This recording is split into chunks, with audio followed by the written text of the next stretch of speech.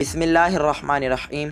Hi guys, welcome back. Guys, आज हम biology के चैप्टर 2 के एमसीक्यूज़ को डिस्कस करेंगे।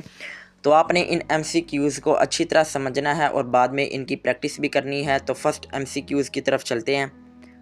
Question number 1, what is the number of naturally occurring chemical elements. कह रहा है जो नेचुरली केमिकल एलिमेंट्स हैं, जो नेचर से पैदा हुए हैं, उनका नंबर क्या है। हमारे पास तीन ऑप्शन है, 32, 92, 150। तो नेचुरली अकरिंग केमिकल एलिमेंट्स का नंबर 92 है। वो 92 केमिकल एलिमेंट्स हैं जो नेचर से पैदा हुए हैं। तो नेक्स्ट एमसीक्यूज़ की तरफ चलते हैं। Which of the following is not a globular protein. कह रहा है ऐसा कौन सा फॉलोइंग में से ऐसा कौन सा है जो ग्लोबुलर प्रोटीन नहीं है, मतलब कि जो ग्लोब्यूल शक्ल में नहीं है, ग्लोब्यूल शेप में नहीं है। Option A myosin, option B haemoglobin, option C antibodies. Haemoglobin जो है ये भी ग्लोब्यूल शक्ल में और एंटीबॉडीज़ भी हमेशा ग्लोब्यूल शक्ल में होते हैं। मायोसिन वाहिद है जो ग्लोब्यूल शक्ल में नहीं होता। Next MCQs. Which of the following is trace bio element in human body. कह रहा है कि फॉलोइंग में से कौन सा ट्रेस बायो एलिमेंट है ह्यूमन बॉडी के अंदर जो चीज़ों को ट्रेस करता है। हाइड्रोजन आपने कभी नहीं सुना होगा कि वो ट्रेस करता है, उसका तो वाटर में काम है। कार्बन कभी ट्रेस नहीं करता, उसका सांस लंग्स के अंदर सांस निकालना डालना इसका काम है। सल्फ़र वाहिद है जो ट्रेस करता है, जो ह्यूमन बॉडी के अंदर एलिमेंट्स को ट्रेस करता है, ट्रेस बायो एलिमेंट कहलाता है। So correct option is sulphur. Next MCQs. Which of the following is stored in animal body. कह रहा है फॉलोइंग में से कौन सा ऐसा है जो एनिमल बॉडी में स्टोर्ड एनिमल बॉडी में होता है। ग्लाइकोजन, सुक्रोज और cellulose.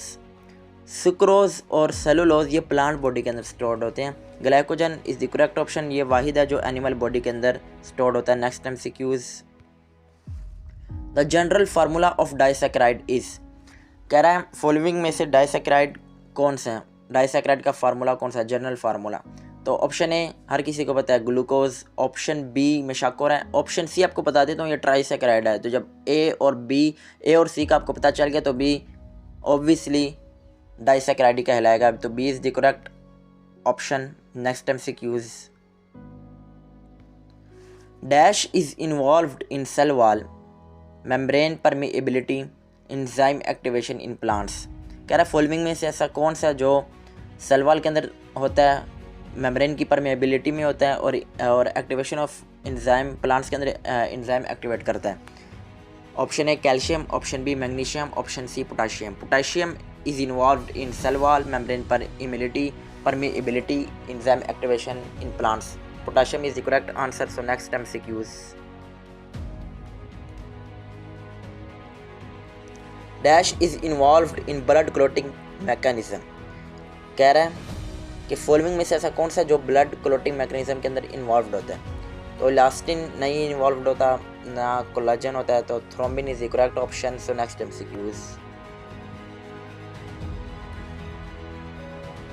Testosterone is an example of.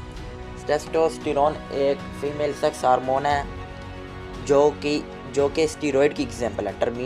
ना टर्पीन्स की एग्जांपल है, ना वैक्सीज की एग्जांपल है। सो next MCQs.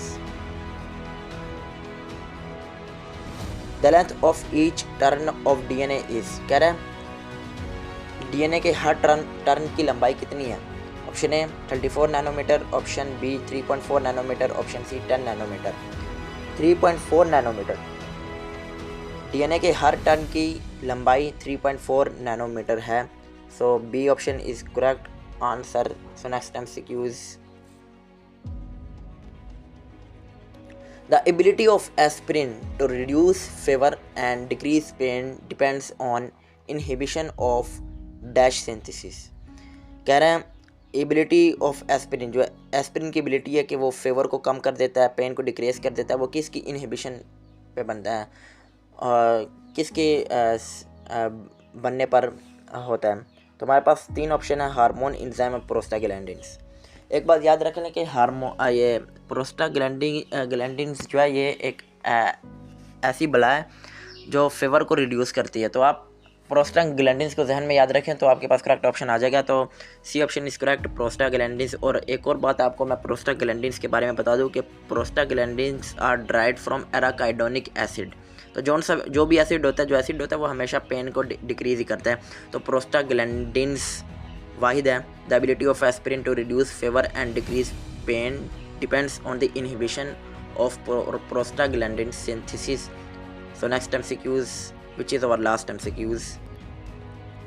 The percentage of water in jellyfish is about, कह रहा है वाटर की परसेंटेज जेलीफिश के अंदर कितनी है, 99%, 85% या 11%।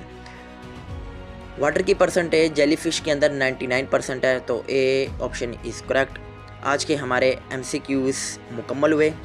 आपने इन MCQs की अच्छी तरह तैयारी करनी है और बाद में इनकी प्रैक्टिस भी करनी है।